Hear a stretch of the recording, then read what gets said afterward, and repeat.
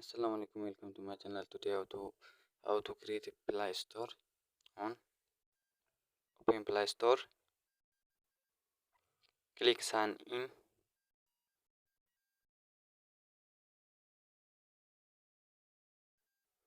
create account for my personal, enter first name and the last name, next,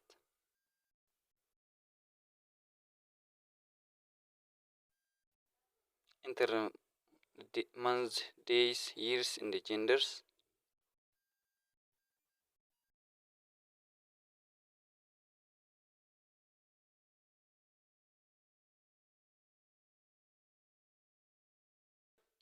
click next, choose your Gmail address, click next, create a strong password, click next, enter add a phone number, click next,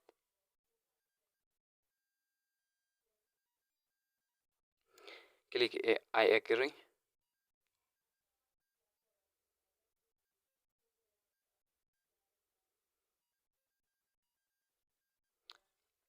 backup on more and accept, click accept,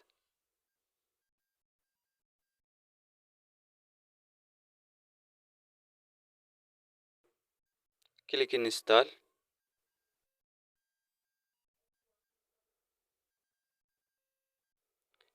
Thank you for watching.